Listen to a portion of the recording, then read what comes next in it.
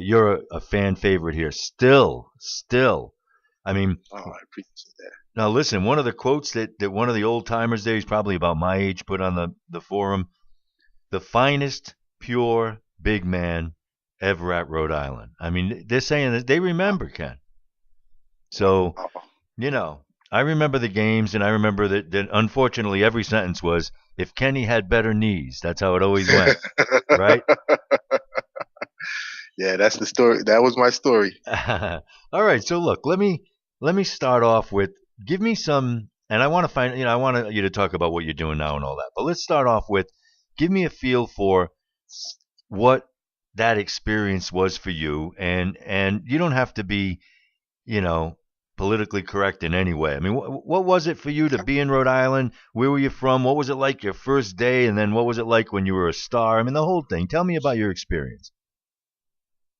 Well, basically, coming from Connecticut, small town, well, not so small, but a city called Waterbury. Um, Even having the opportunity to play college basketball was never in the forefront for me. In high school, I was always the number two player.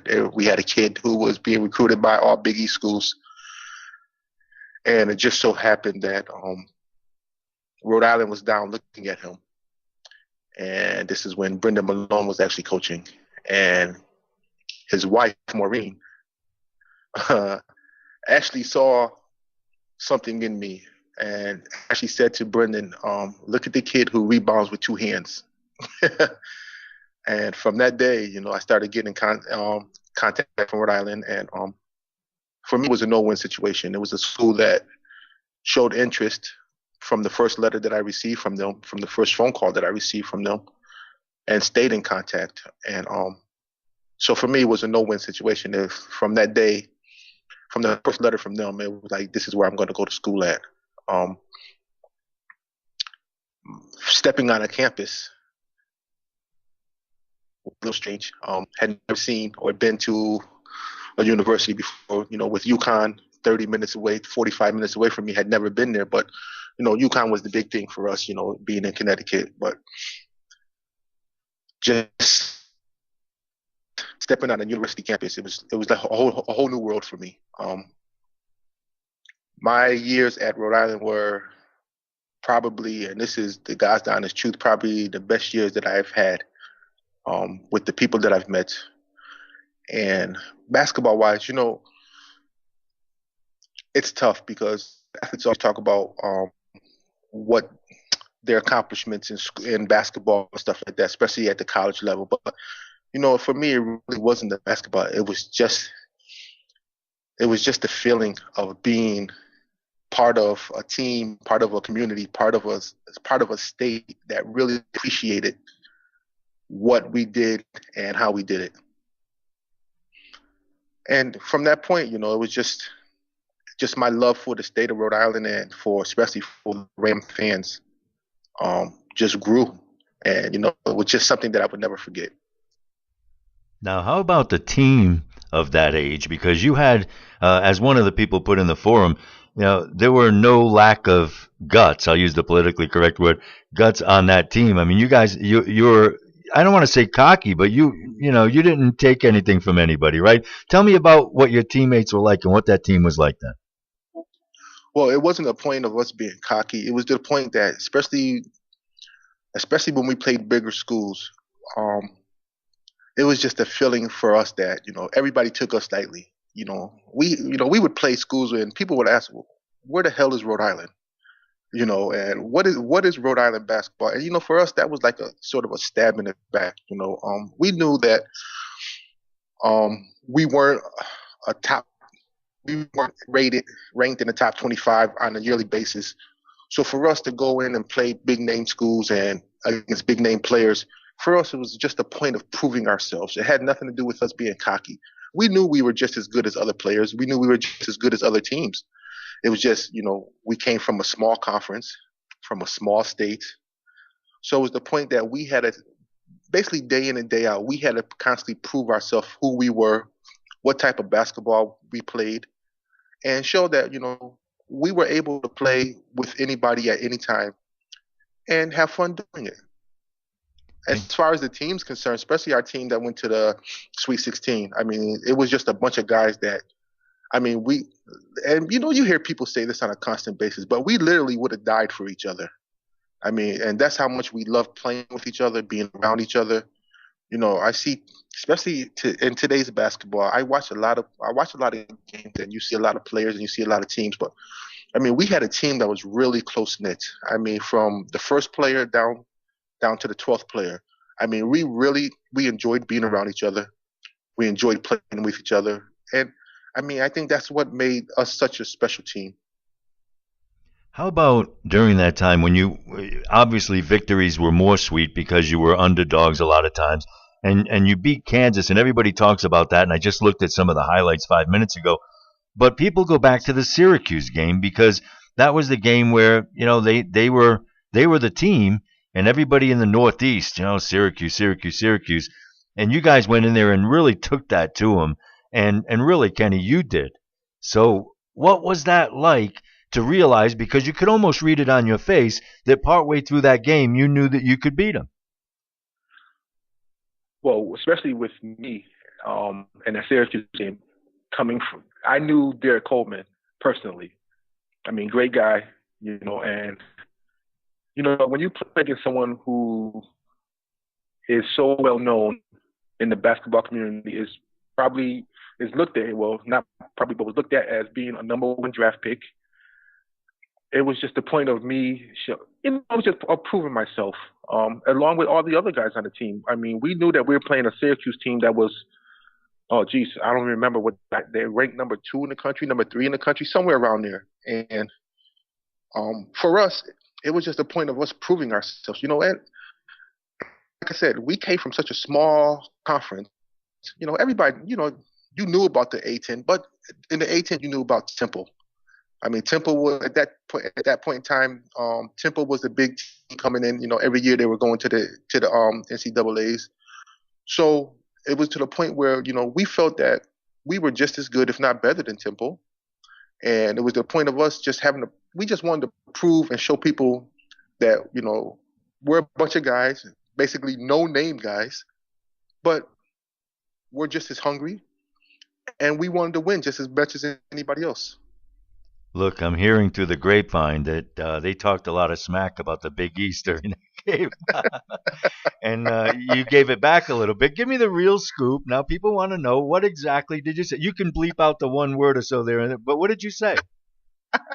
Listen, it honestly might be more than one word, but no, seriously. It was at a point that they're Syracuse, so of course they came in and they took us slightly, and we knew that from jump ball. Just hearing them talk, they're talking. We're from the Big East. We're playing the Atlantic 10. Where is the Atlantic 10? What is the Atlantic 10? So finally, it just got to the point where we just got, especially myself, I got fed up with it. So it just so happened that it was actually Ronnie Cycli, and he actually said that, I can't believe we're losing to an Atlantic 10 team. We're from the Big East. And basically my response was, well, you take your Big East and shove it up your Big East block.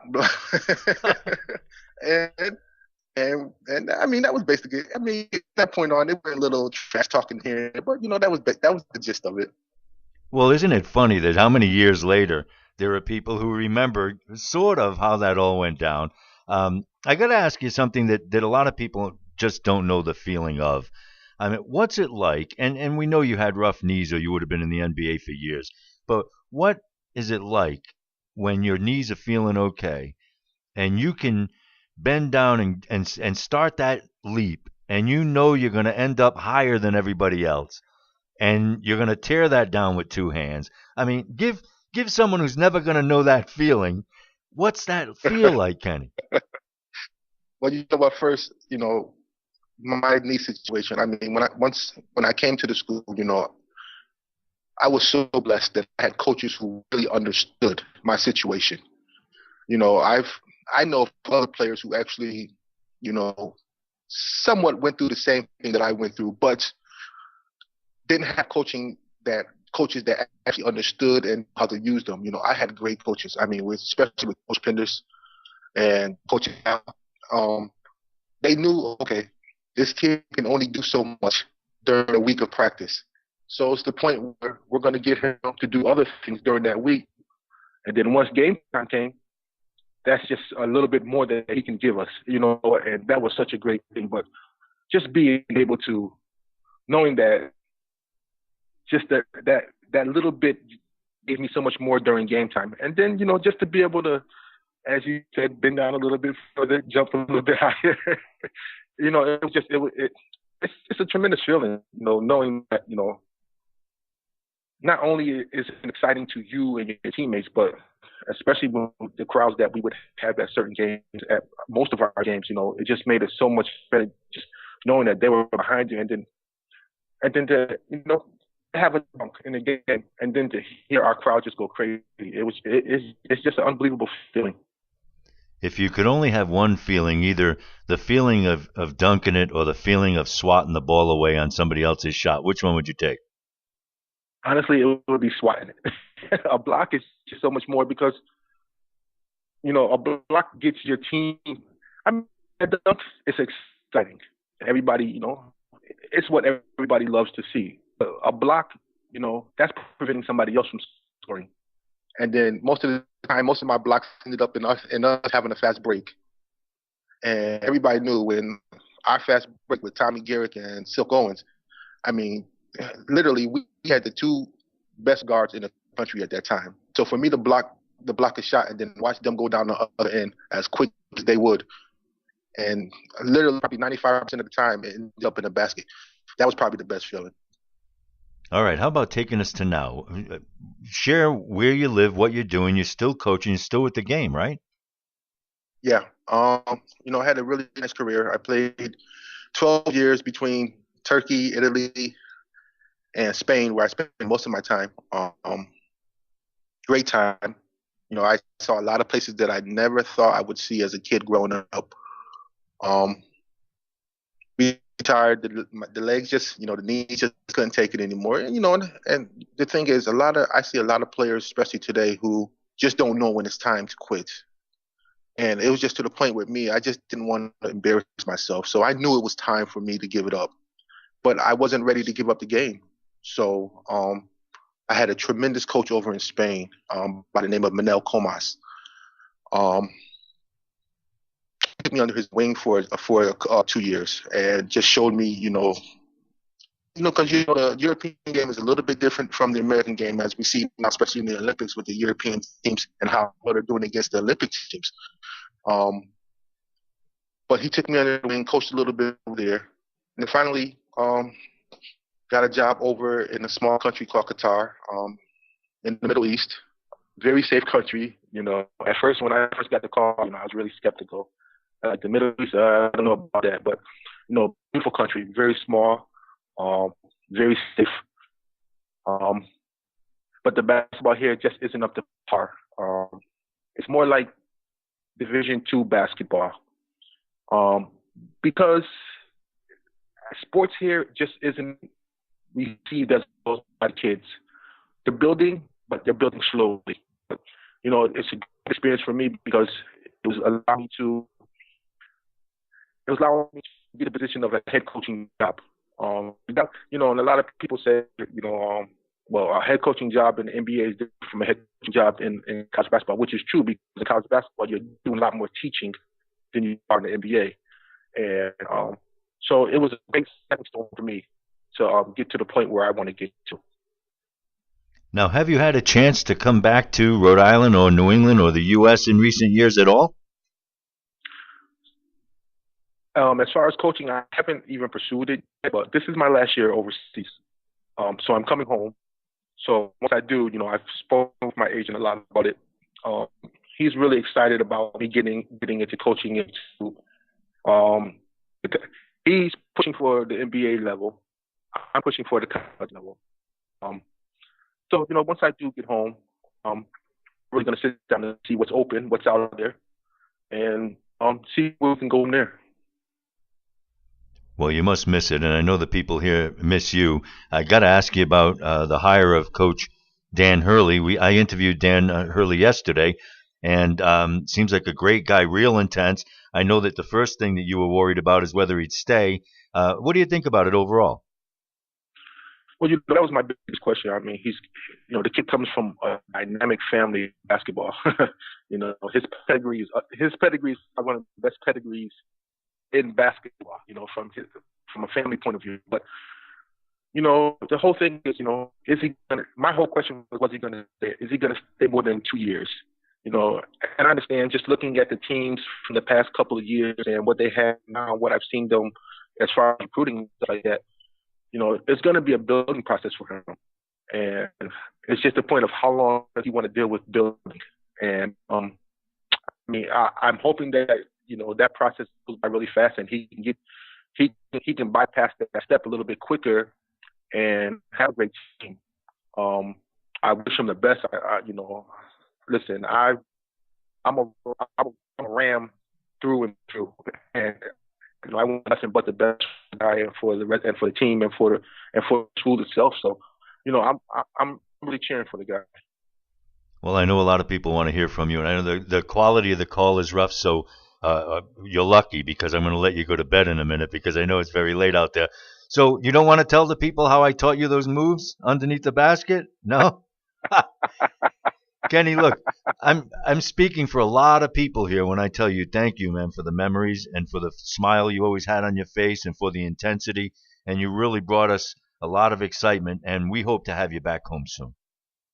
Jim, I really appreciate it. And, it's for fans, you know what? And especially at the fans during that time and the fans who are fans now and the guys who have kept up with what I've been doing. And, I really appreciate it. Like I said, I'm a kid coming from the inner city and to have people really appreciate and show their love for them. I mean, it's really heartfelt and I really appreciate it. Kenny, thanks for your time. I'm going to track you down in mid-season again. No problem, Jim. All right. Thank you. My pleasure, sir.